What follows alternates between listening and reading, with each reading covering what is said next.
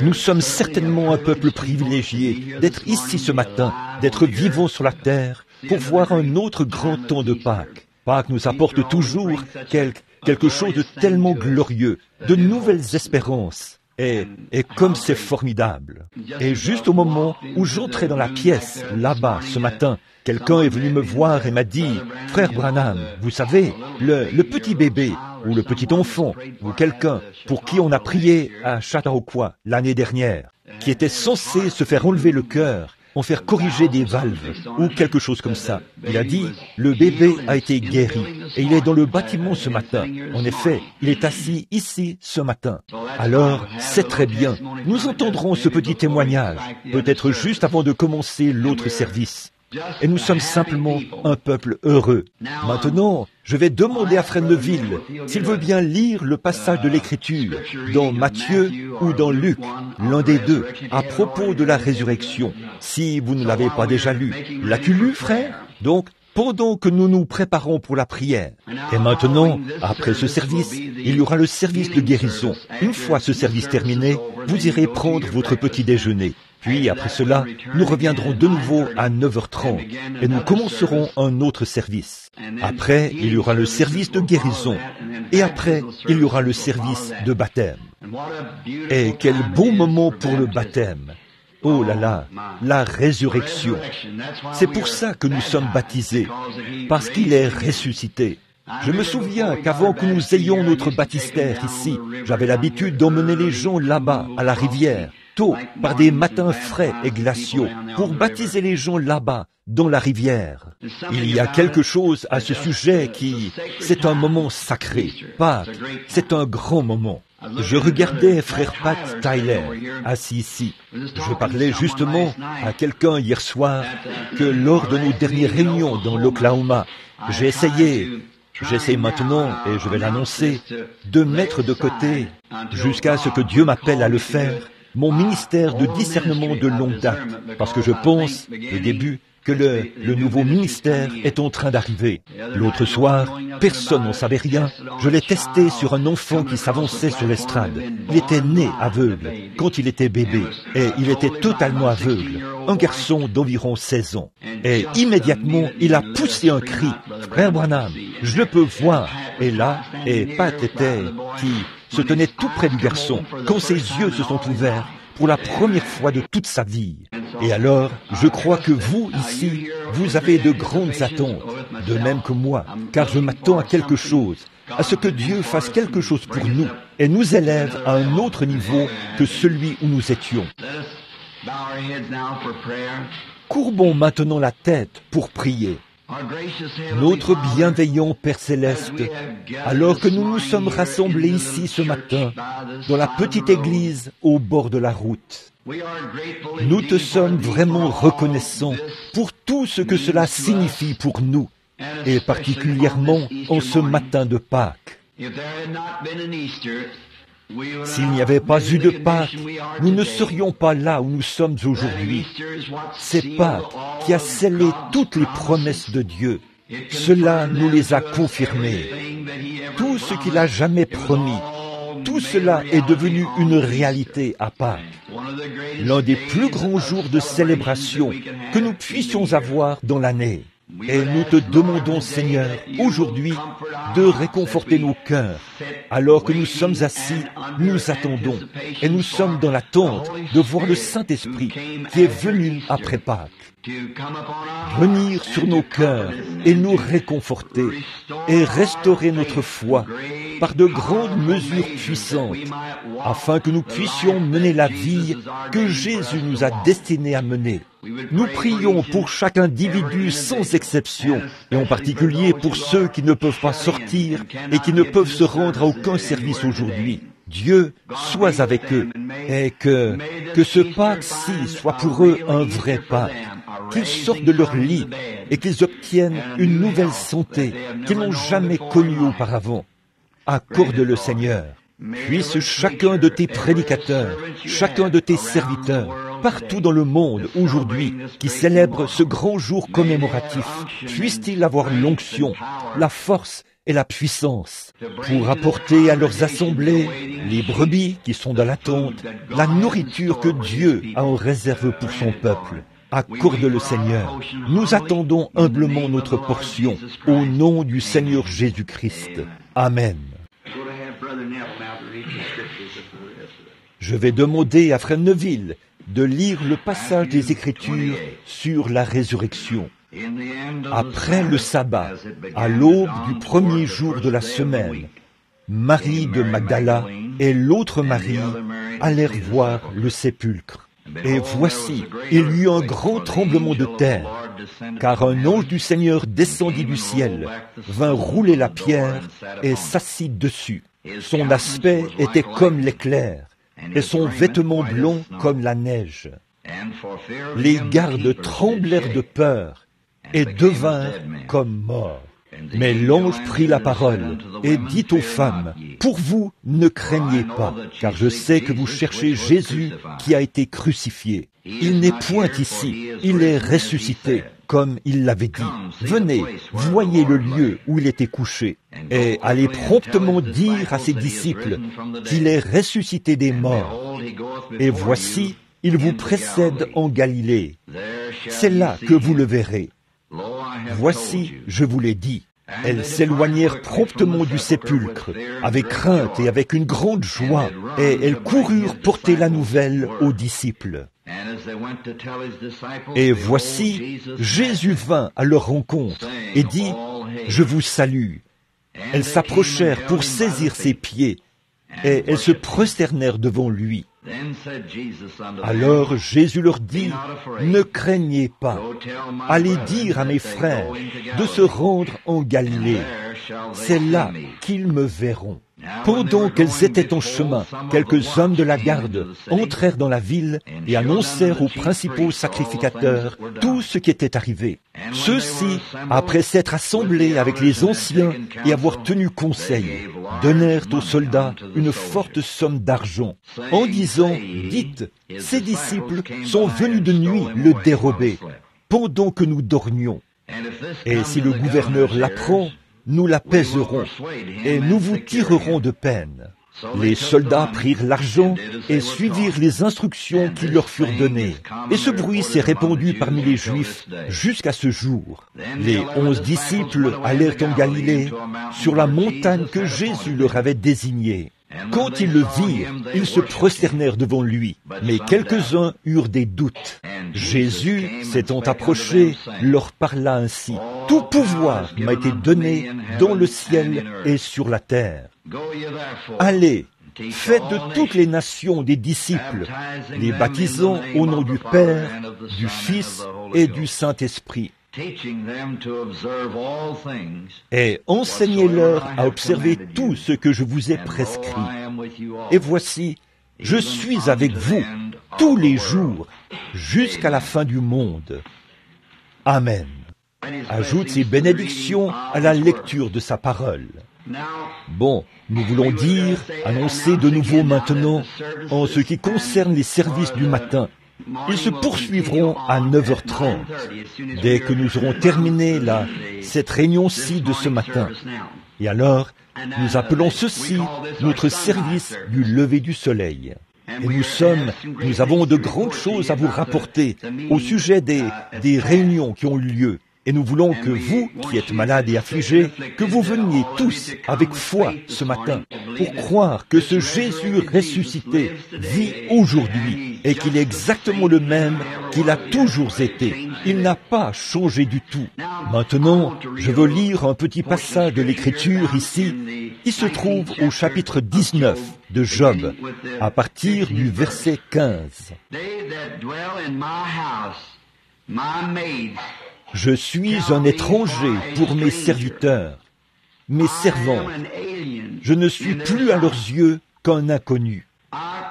J'appelle mon serviteur et il ne répond pas. Je le supplie de ma bouche et c'est en vain. Mon humeur est à charge à ma femme et ma plainte au fils de ma chair. Je suis méprisé même par des enfants. Si je me lève, je reçois leurs insultes. Ceux que j'avais pour confidents m'ont en horreur. Ceux que j'aimais se sont tournés contre moi. Mes os sont attachés à ma peau et à ma chair. Il ne me reste que la peau des dents. Ayez pitié de moi, vous, mes amis, car la main de Dieu m'a frappé. Pourquoi me poursuivre comme Dieu me poursuit?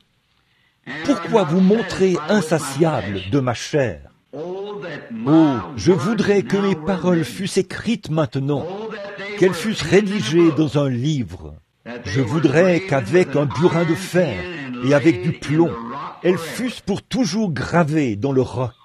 Mais je sais, mon Rédempteur est vivant et qu'il se lèvera le dernier sur la terre. Quand ma peau sera détruite, il se lèvera. Quand je n'aurai plus de chair, je verrai Dieu. Je le verrai et il me sera favorable. Mes yeux le verront et non ceux d'un autre. Mon âme languit d'attente au-dedans de moi. J'aimerais prendre ceci comme sujet, tiré de Job 19. Je sais. Le patriarche de cette époque était un peu comme nous le sommes aujourd'hui. Il s'était retrouvé avec de gros problèmes, comme on dit, dans des hautes eaux, et il était à bout. Bien des jours, il s'asseyait sur le tas de cendres, et il essayait de trouver des mots pour se consoler.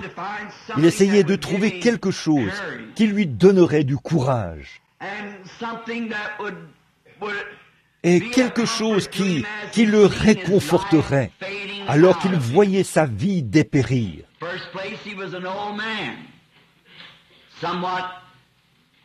D'abord, c'était un vieillard d'environ 90 ans, et il était frappé par la main de Dieu.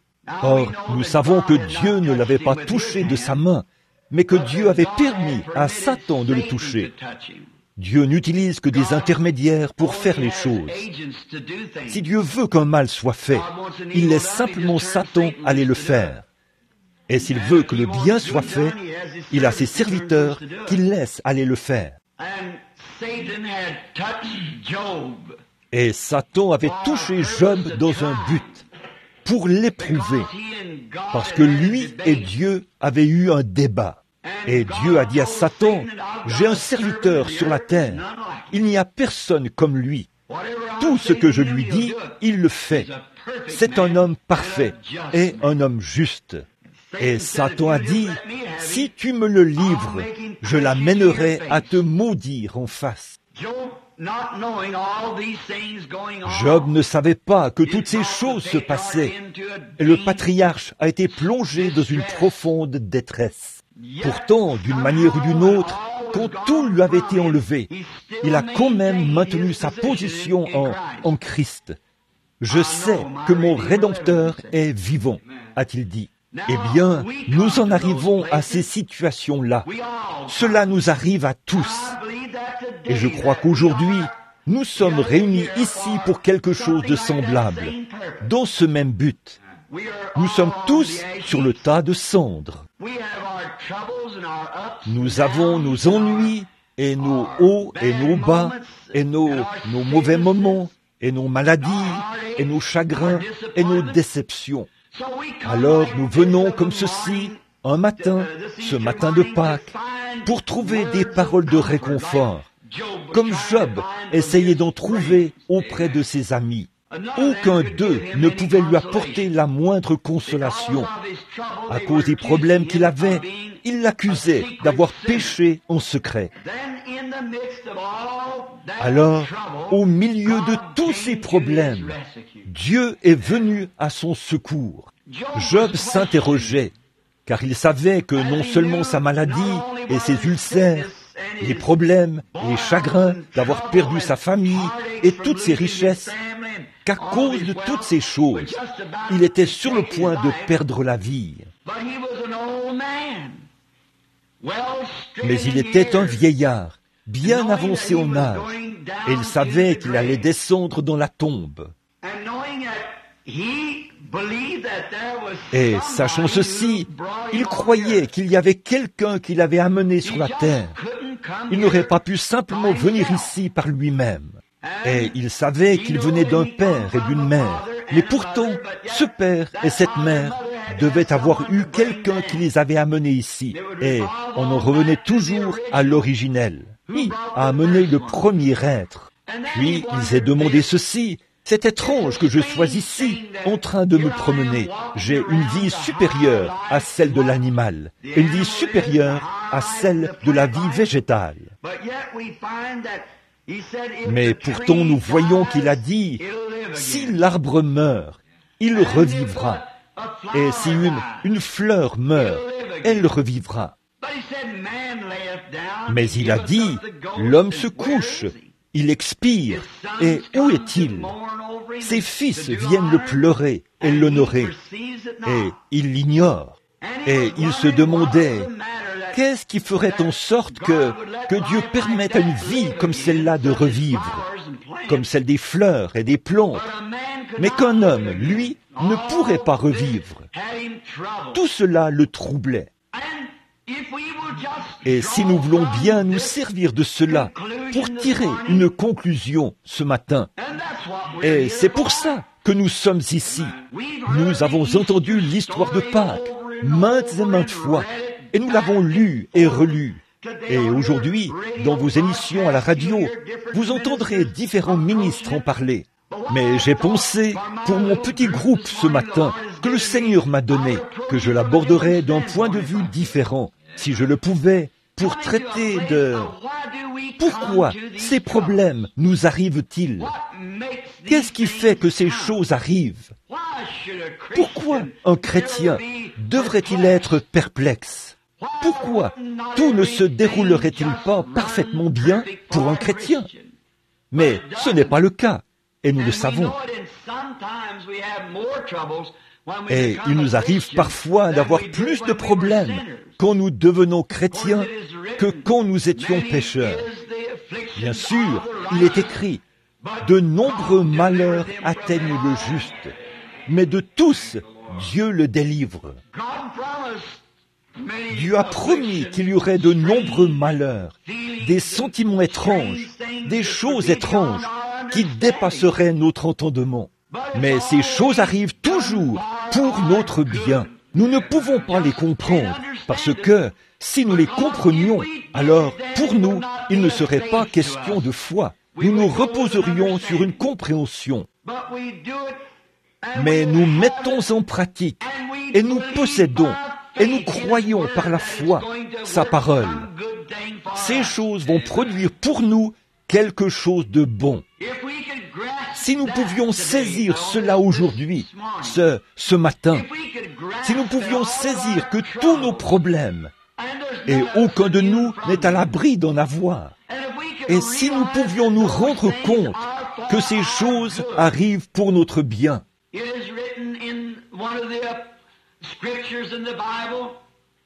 Dans l'un des passages de l'Écriture de la Bible, il est écrit que les épreuves que nous subissons nous sont plus précieuses que l'or, car c'est Dieu qui nous envoie ces épreuves.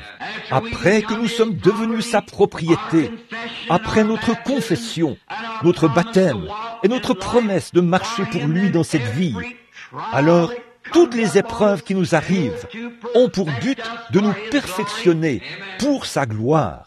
Elles ont pour but de nous amener à un point où Dieu pourra alors devenir plus réel pour nous qu'il ne l'était avant que l'épreuve arrive. Je veux me joindre à Job ce matin, dire que j'ai vécu assez longtemps pour savoir que c'est la vérité. J'ai constaté cela dans ma propre vie. Chaque fois qu'une situation grave survient, quelque chose que je ne peux ni contourner, ni fuir, ni surmonter, Dieu ferait un passage. Et au bout du compte, c'est glorieux. Je me demande bien comment sa grâce arrive à accomplir cela. Pourtant, il le fait. Et souvenez-vous, dans toutes ces choses, Satan essaie de nous rendre nerveux et de nous bouleverser pour nous amener à penser, « Oh, pourquoi est-ce que ceci est arrivé? Pourquoi n'aurais-je pas pu être comme ceci ?» Il y a quelques jours, quand je suis sorti de l'endroit le plus beau et le plus magnifique que j'ai jamais vu de toute ma vie, c'était le grand édifice de notre frère, Oral Roberts. Quand j'ai vu ce marbre massif, et pas une fenêtre nulle part, mais comme c'était bien arrangé, j'ai été à Hollywood, et j'ai été dans des palais de rois, et j'ai été dans tous les endroits possibles, ou presque, partout dans le monde, et dans des demeures, et tous les endroits chics et charmants. Mais je n'ai jamais rien vu, aucun endroit comparable à cela, nulle part. Comment les petits fils d'aluminium sont tissés ensemble à l'intérieur. Et, oh, je n'ai jamais rien vu d'aussi magnifique de toute ma vie. Quand j'ai marché dans ce bâtiment, j'ai passé mes mains sur ces pilastres et le merveilleux granit. Le tout représentait la forme de la Trinité, du Père, du Fils et du Saint-Esprit. C'était gravé sur cela, toutes ces choses. Je venais de rentrer de chez frère Tommy Osborne et j'avais vu sa grande œuvre puissante pour le Seigneur. Je me suis tenu à l'extérieur, j'ai regardé cet édifice et j'ai pensé, oh Dieu, sûrement que je suis devenu un hypocrite, sûrement que je suis devenu un paria à un moment donné, car les ministères de ces hommes découlent du mien. Et j'ai pensé, quoi? Peut-être que je suis si peu digne de confiance, Seigneur, que tu ne pouvais pas me confier quelque chose comme ça. Même le peu d'argent que tu m'as donné pour payer les compagnes et tout. Maintenant, ils essayent de m'envoyer au pénitencier pour ça. Et pourquoi suis-je un tel hypocrite? Ou pourquoi suis-je si peu digne de confiance? J'étais sur le tas de cendres, comme Job autrefois. Quand je me tenais là, dehors, j'avais peine à retrouver mon souffle devant tant de majesté, qu'un pauvre garçon né dans une bicoque, un pentecôtiste, puisse accomplir tant de choses, au point d'en arriver à voir ce grand édifice gigantesque. Et j'ai pensé, oh Dieu, peut-être que je ne suis pas digne. Juste à ce moment-là, une petite voix est descendue de ces corridors et a dit, mais je suis ta portion. Alors j'ai pensé, oh Seigneur Dieu, oh, alors que ça reste comme ça, Seigneur. Parce que je n'aurai pas l'intelligence de diriger une grande œuvre comme celle-là pour toi. Et je suis un illettré. Mais tant que tu es ma portion, je suis à toi et tu me conduiras. Je ne pourrai pas me conduire moi-même. Mais, ô Seigneur, conduis-moi. Ce sont ces heures cruciales qui nous amènent sur ces sables sacrés. C'était dans la Bible. Et souvenez-vous, peu importe combien la détresse est grande, Satan ne peut pas vous enlever la vie tant que Dieu n'en a pas fini avec vous. Rien ne peut vous arriver à moins que Dieu ne le permette. Aucun mal ne peut survenir à moins que Dieu le permette. Et c'est pour votre bien qu'il œuvre ainsi. Réfléchissons à ça. Là, quand le déluge est venu détruire le monde, il ne pouvait pas détruire Noé. Noé ne pouvait pas être détruit parce que Dieu lui réservait une œuvre à accomplir. Un jour, là-bas, dans une grande nation, réduits à l'esclavage, il y avait des enfants hébreux que nous connaissons sous le nom de Shadrach, Meshach et Abednego. Et le moment était venu où ils devaient prendre une décision, où quelque chose devait être fait. Ils avaient, leur foi était mise à l'épreuve. Et quand votre foi est mise à l'épreuve, alors ne faillissez pas. Tenez-vous-en strictement à ce que vous croyez. Et quand leur foi a été mise à l'épreuve, et ils sont arrivés à une heure cruciale, non seulement sont-ils allés sur un tas de cendres, mais ils sont entrés dans une fournaise ardente. Cependant, Satan ne pouvait pas les détruire, car le dessein de Dieu n'était pas encore accompli. Il pouvait y entrer avec cette espérance. Je sais que mon Rédempteur est vivant. Il pouvait y entrer avec cette espérance-ci. Nous avons l'assurance que Dieu peut nous délivrer de cette fournaise ardente. Mais, quoi qu'il en soit, nous ne nous prosternerons pas devant cette statue. Satan ne pouvait pas les prendre. Il ne pouvait pas noyer Noé dans les eaux du déluge tant que le dessein de Dieu n'avait pas été accompli. Il ne pouvait pas brûler les enfants hébreux tant que le dessein de Dieu n'avait pas été accompli. Il ne pouvait pas tuer Job par des ulcères et des problèmes tant que le dessein de Dieu n'avait pas été accompli. Les lions ne pouvaient pas non plus manger Daniel tant que le dessein de Dieu n'avait pas été accompli. La mort et la vieillesse ne pouvaient pas non plus prendre Abraham tant que le dessein de Dieu n'avait pas été accompli.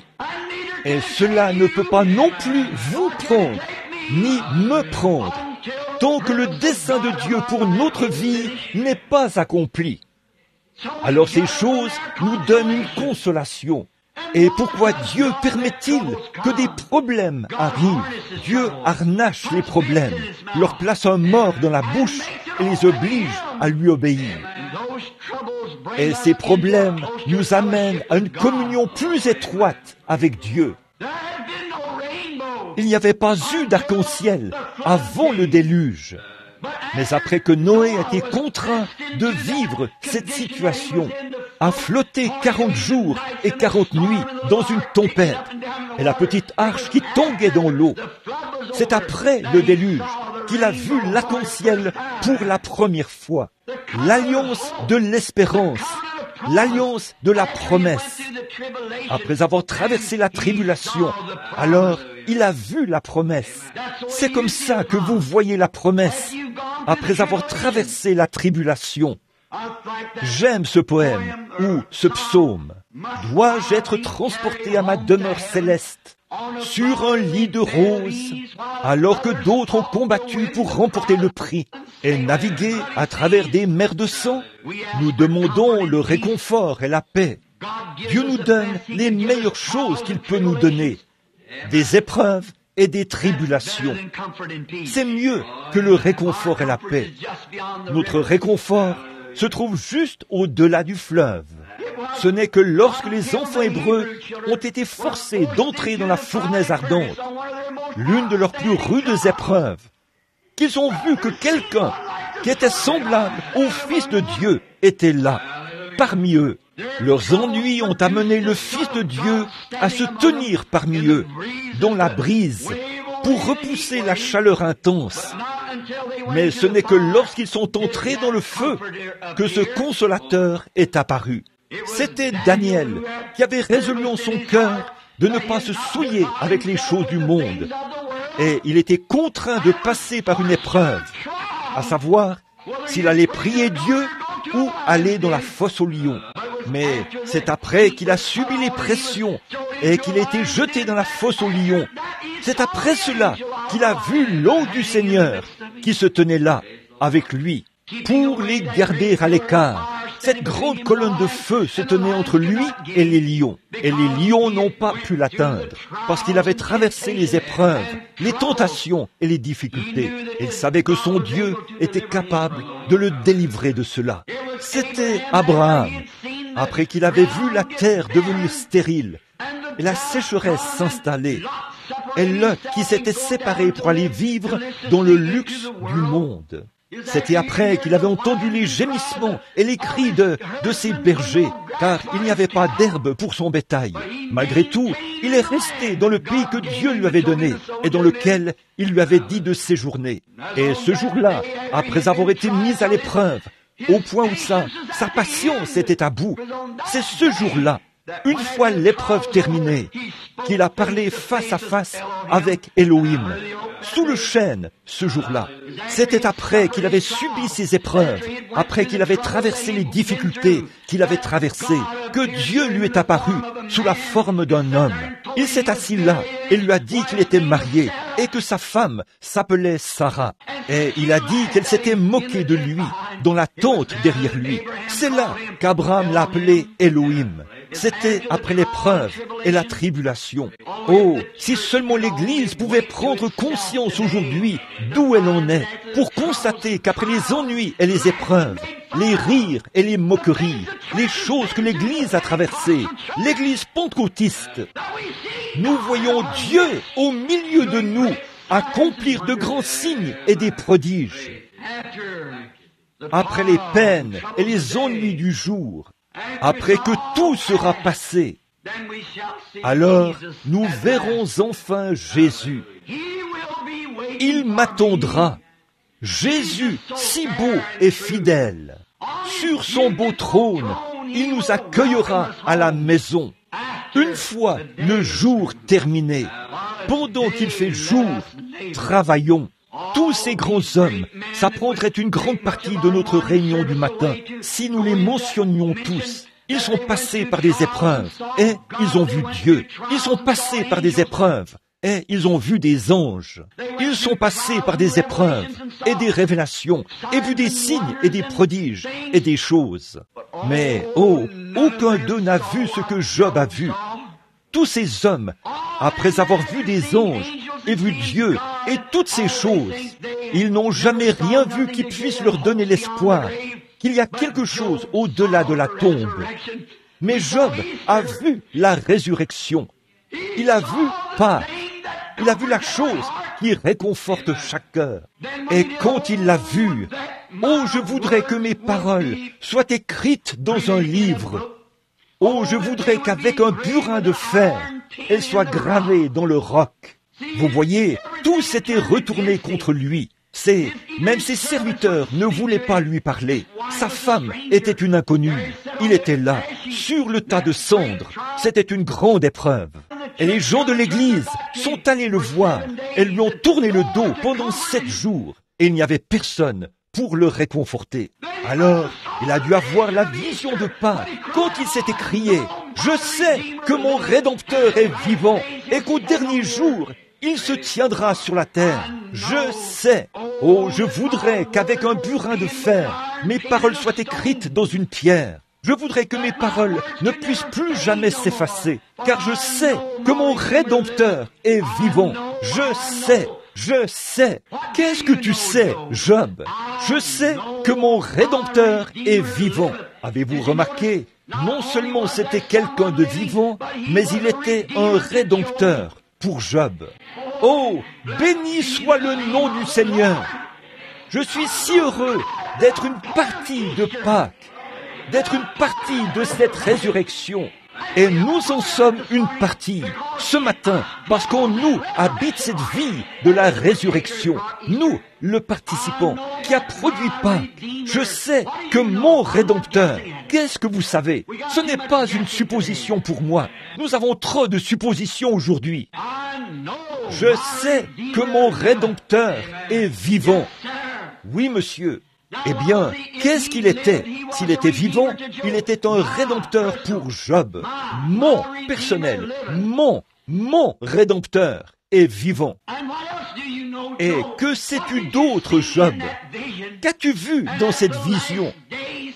Et au dernier jour, il se tiendra sur la terre. Quand les vers de ma peau détruiraient ce corps, de ma chair, je verrai Dieu. Moi-même, je le verrai. Je sais que mon Rédempteur est vivant et qu'il se tiendra au dernier jour sur la terre. Quand mes reins se seront consumés dans mon sein, quand les vers de ma peau détruiraient ce corps, de ma chair, je verrai Dieu. C'était là la plus grande vision. Daniel a vu un ange. Les enfants hébreux ont vu le Fils de Dieu. Noé a vu l'arc-en-ciel. Abraham a vu Dieu face à face. Mais Job a vu la résurrection. Job a regardé en avant. Tous les patriarches et les grands saints de la Bible attendaient ce jour-là avec impatience, avec l'assurance, par leur vision, par leur révélation, qu'il viendrait un temps où il y aurait une résurrection. Maintenant, nous voyons de grandes œuvres s'accomplir. Nous voyons de grandes puissances de Dieu. Nous voyons de grandes choses qu'il pourrait faire. On ne peut pas regarder le soleil sans savoir que c'est la puissance de Dieu qui fait tourner le monde autour du soleil. On ne peut pas voir l'arrivée du printemps sans savoir qu'il y a un Dieu. On peut voir la guérison des yeux des aveugles, des oreilles sourdes, et savoir que c'est Dieu. Mais qu'en est-il si c'était tout ce qu'il y avait et qu'après notre mort, nous n'existions plus? Mais la résurrection, Pâques, oh, voilà ce qui a scellé tout ce que Dieu avait promis. C'était la résurrection. Et il faut qu'il y ait une crucifixion avant qu'on puisse avoir une résurrection, et avant que l'Église puisse voir une puissance ressuscitée, avant que je puisse moi-même voir un nouveau ministère se mettre en action, avant que vous puissiez entrer dans une nouvelle communion avec Dieu, il faut qu'il y ait une crucifixion de soi-même pour qu'il y ait une résurrection. Nous devons mourir à nos propres pensées, mourir à nos propres voies, mourir à tout ce qui nous entoure, passer par les épreuves et les tribulations, afin que nous puissions voir une nouvelle résurrection, une nouvelle vie. Avant qu'un pécheur puisse devenir chrétien, il doit y avoir une mort, puis une résurrection. Avant qu'Abraham puisse voir Elohim, il a fallu qu'il y ait 25 ans d'épreuve. Avant que les enfants hébreux puissent voir le Fils de Dieu, ils ont dû entrer dans une fournaise ardente. Avant que Daniel puisse voir un ange, il a dû aller dans la fosse aux lions. Avant que Job puisse voir la résurrection, il a dû traverser cela et perdre tout ce qu'il avait. Mais ensuite, par une vision, il a vu. Et si Job, par une vision, pouvait s'appuyer si fermement sur une promesse, à combien plus forte raison devrions-nous le faire après que Christ ait ressuscité des morts et qu'il est devenu les prémices de ceux qui dormaient, et qu'il a fait revenir le Saint-Esprit sur nous comme sceau de la promesse, afin que nous aussi nous vivions, car je vis, vous vivez aussi.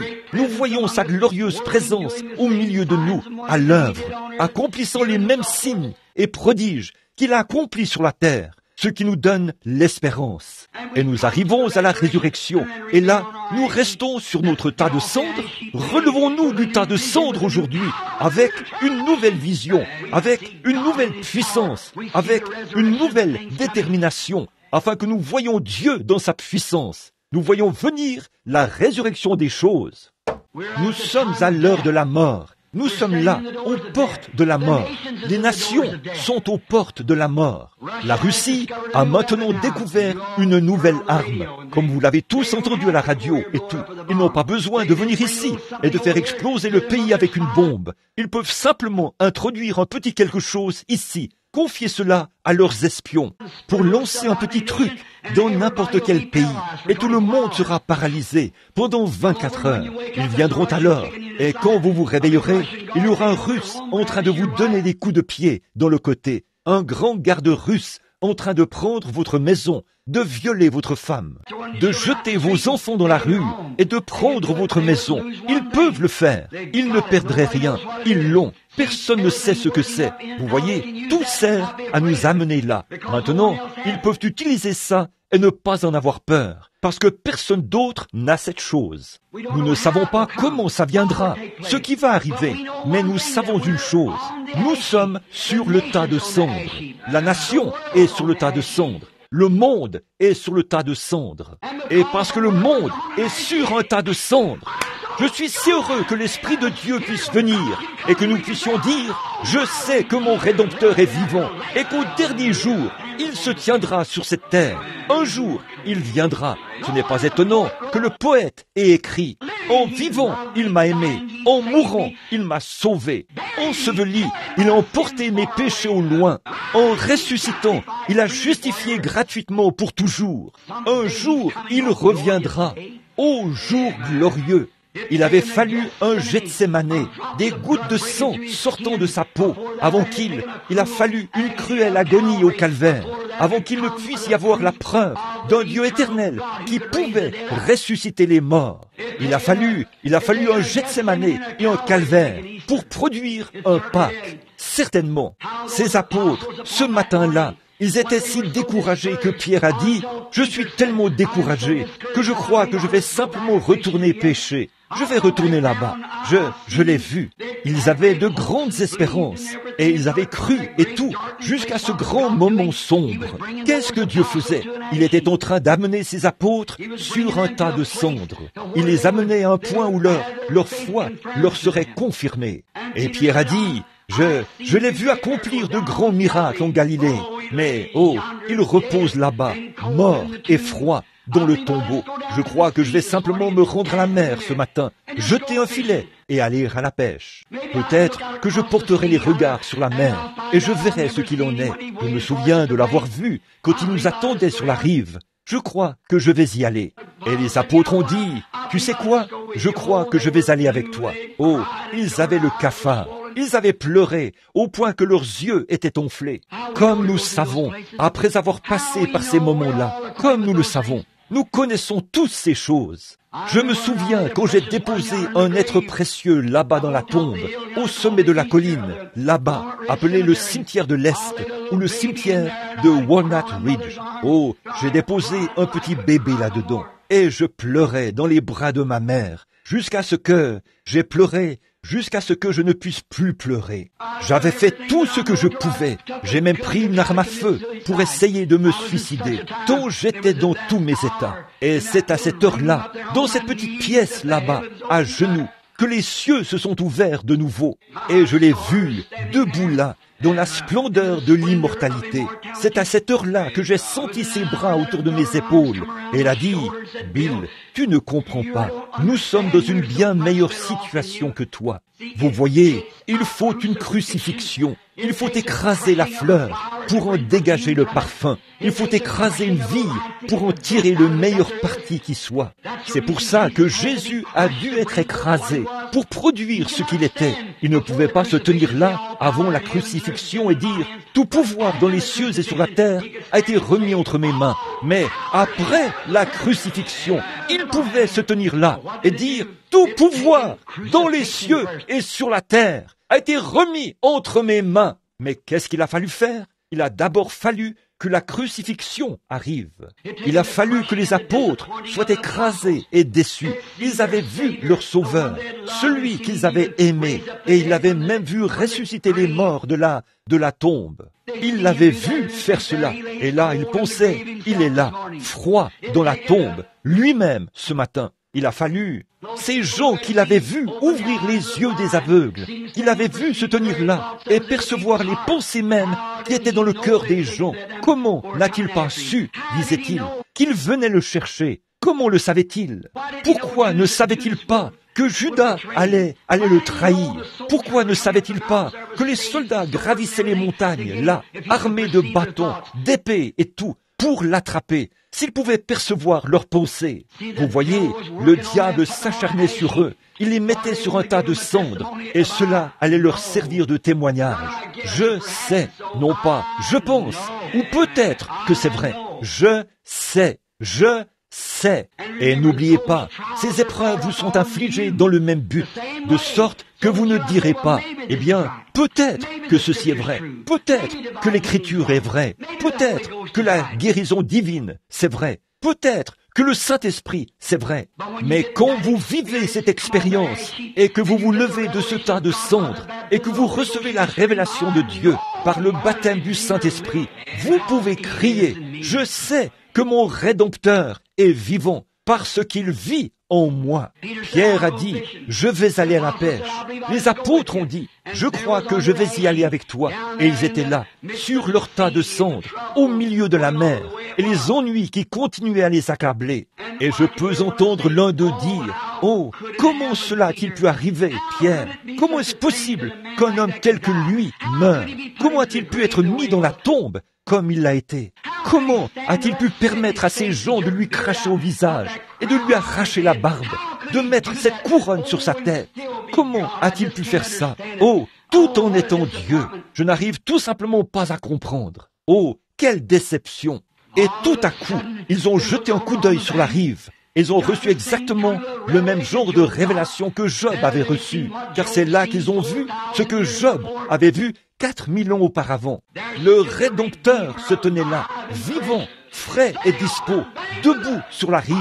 Il y avait un feu sur lequel il avait cuit du poisson et il leur a parlé, les invités à venir. Jésus a dressé la table pour nourrir les saints de Dieu. Il invite ses élus, viens au repas.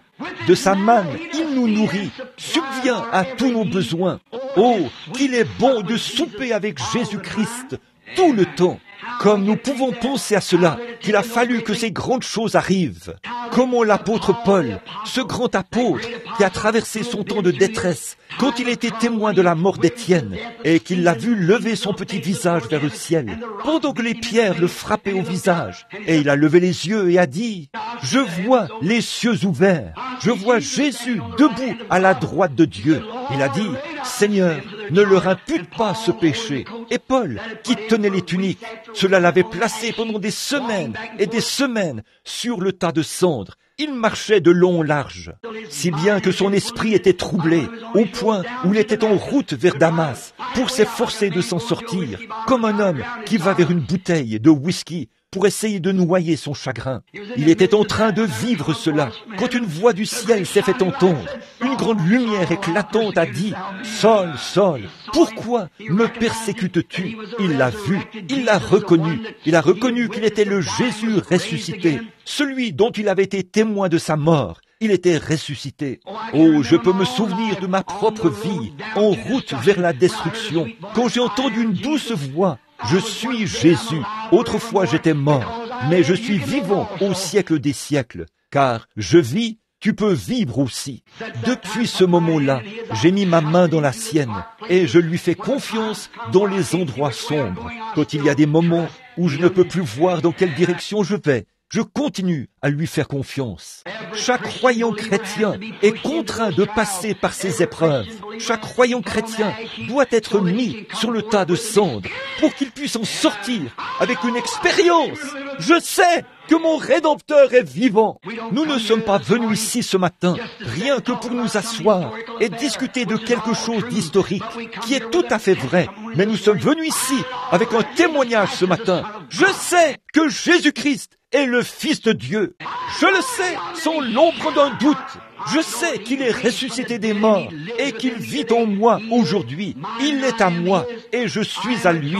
Je suis cohéritier avec lui dans le royaume de Dieu. Pâques apporte une grande chose, une résurrection, une nouvelle espérance. L'avez-vous ce matin? Est-ce dans votre cœur? Savez-vous que votre Rédempteur est vivant et qu'il fait concourir toutes choses? Vous dites, frère Branham, je suis assis ici, j'attends la ligne de prière. Dieu fait concourir cela au bien. Exactement. Pourquoi ce précieux petit garçon, l'autre jour, a-t-il été frappé de cécité à sa naissance, afin que Dieu puisse recevoir la gloire et causer tout un remue-ménage dans une ville? Bien sûr, Dieu sait ce qu'il fait. Dieu le sait, et il nous met sur le tas de cendres afin de nous montrer sa gloire. Alors, ce matin, je dis ceci, mon ami, après 31 ans de ministère, après 31 ans de labeur sur le champ de mission, je veux rendre témoignage de ceci. J'ai eu des déceptions. J'ai vu les fois où j'ai demandé des choses, et j'ai pleuré pour avoir des choses, et j'ai supplié pour avoir des choses, et je n'ai pas réussi à les obtenir. Mais si je m'attends patiemment à Dieu, alors je sais que tout concourt exactement comme il faut. Tout finira exactement comme il faut, car il fait exactement ce qui est juste. Quand j'ai perdu mon bébé, ma petite Sharon, c'est une chose qui m'a achoppé. J'ai dit, comment cette chose peut-elle être pour le bien? Comment cela peut-il être pour le bien? Et des mois plus tard, quand je l'ai vue debout là, dans toute la beauté d'une jeune fille, pendant qu'elle me parlait, debout à côté de ce vieux chariot brisé là, je savais que si elle avait vécu, elle aurait peut-être mal tourné. Dieu a dû la prendre alors qu'elle était tendre et douce. Je sais que je la reverrai, je sais que je la verrai. Je le sais, sans l'ombre d'un doute. Je pense à ma femme de 22 ans, qui était reprise alors qu'elle n'était qu'une jeune fille, une jeune maman. Quand on pouvait lire dans la manchette des journaux, une jeune mère. Le révérend est décédé. Oh, comme mon cœur a saigné. Je ne savais pas quoi faire. Mais aujourd'hui, je sais que tout concourait à mon bien. Je sais que la vie devait être broyée et tordue et écrasée pour en faire sortir ce qu'il y avait à l'intérieur. Il y avait trop de Branham là-dedans. Il fallait qu'on l'écrase pour faire sortir cela avant que Dieu puisse se faire connaître. Il y avait trop de vous en vous, au point que Dieu a dû l'écraser par des épreuves. Et pendant que cet écrasement se produit, c'est difficile, mais au bout d'un moment, le ciel se dégage. Alors vous voyez le dessein de Dieu. Puis vous criez, Je sais que mon Rédempteur est vivant et qu'au dernier jour, il se tiendra sur la terre. Quand les vers de ma peau détruiraient ce corps, de ma chair, je verrai Dieu. Ces petites épreuves et ces choses ne durent qu'un moment, puis elles s'estompent et disparaissent. Mais elles ne sont que pour votre bien. Souvenons-nous-en, afin que Dieu en reçoive la gloire. Pouvons-nous courber la tête un instant? Je voudrais demander, avant la prière, y a-t-il quelqu'un ici qui aimerait qu'on se souvienne de lui dans un mot de prière, avant que nous terminions? Que Dieu vous bénisse. Combien ici dirait, je veux que Dieu, à l'heure de mon épreuve maintenant, me donne une nouvelle expérience, pour que je puisse en sortir renouvelé. Levez la main pour dire, je veux que ceci soit une résurrection pour moi, un Pâques, pour me ressusciter avec de nouvelles espérances et de nouvelles puissances, une nouvelle santé et une nouvelle joie. Que le Seigneur vous bénisse. Mes chers amis, ô notre Dieu et notre Sauveur, nous te sommes si reconnaissants pour ce Pâques, pour ce qu'il représente pour nos cœurs. Et par la foi, là-bas, d'un bout à l'autre du pays, nous pouvons voir la venue du Seigneur Jésus. Alors qu'il se prépare maintenant, mettant ses vêtements royaux, et l'Église est en train de mettre, l'époux met sa robe de mariée. Il y aura bientôt une grande réunion. Ce tas de cendres ne peut pas subsister éternellement. Quand on entend les gens rire, se moquer de nous et nous traiter de ce nom scandaleux, d'exalter, et se moquer de nous et dire que nous n'avons même pas toute notre tête. Oh, ça ne peut pas durer continuellement, Seigneur. Mais fais que nous soyons comme Job, que nous maintenions notre témoignage. Fais que nous soyons comme Daniel, dans la fosse aux lions, ou les enfants hébreux, dans la fournaise ardente, ou Abraham, pendant son voyage ici-bas. Aide-nous, ô Seigneur, à rester fidèles jusqu'à ce que nous voyions cette grande chose se produire, quand la trompette retentira et que les morts en Christ ressusciteront. Nous les vivants qui serons restés, nous serons changés en un instant, en un clin d'œil. Et alors viendra ce Pâques pour nous, dont Christ a joui il y a environ 1900 ans ce matin. Et il a dit, car je vis, vous vivez aussi. Ce Jésus qui a été enlevé du milieu de nous reviendra de la même manière qu'il est parti. Nous le verrons, même chaque cicatrice sur sa main et chaque marque d'épine sur sa tête. Nous le verrons. Oh, je saurai que c'est bien lui. Je saurai que c'est bien lui.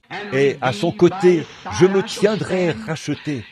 Oui, Seigneur, mon pauvre cœur, alors que mon corps affaibli commence à fléchir sous ce fardeau, les soucis et les peines des champs de la moisson, des champs de mission, et les hauts et les bas, et l'indifférence entre les ministres arrogants, et ainsi de suite, d'un bout à l'autre du pays, et les gens qui méprisent, et les puissances du mal. Mais, ô Seigneur, un jour, nous descendrons comme Élie au fleuve. Nous regarderons par là-bas, et, attelés à chaque buisson, il y aura un char de feu qui nous emportera. Fais-nous savoir que ces tas de cendres ne sont que des voiles qui nous empêchent de voir cette grande chose qui nous attend, cette grande gloire. Puissions-nous rester fidèles comme Job, jusqu'à ce que nous puissions le voir face à face. Puissions-nous être aussi fidèles que notre Seigneur l'a été, notre exemple, afin d'aller au calvaire, être prêt à être crucifié et être crucifié avec lui pour qu'il y ait une résurrection dans notre vie. Accorde-le, Seigneur. S'il y a ici des moqueurs qui étaient comme Paul d'autrefois, qui se sont moqués de cela, puissent-ils trouver Pâques sur le chemin du retour ce matin. Accorde-le, Seigneur. Nous prions, Seigneur, que ceux qui sont sur le tas de cendres de la destruction, sur le tas de cendres de la maladie, que ceci sera l'heure où ils seront délivrés. Hier soir, je parlais à cette petite femme près de la roulotte et à son mari là-bas, à Phoenix. Ils étaient dans un état grave, avec ces gros cancers dont ils souffraient. Et maintenant, aujourd'hui, ils sont en parfaite santé et bien portants. Et le petit bébé à qui on allait enlever le cœur est assis ici, dans le bâtiment, ce matin. Il est bien portant et en bonne santé. Un petit garçon aveugle qui marchait autrefois dans les ténèbres et qui n'avait jamais vu la lumière du jour, marche aujourd'hui et voit la lumière du jour. Et, ô Dieu, combien nous t'en remercions. Et tout cela indique ce qu'il y a de l'autre côté du voile, ce grand jour de la résurrection.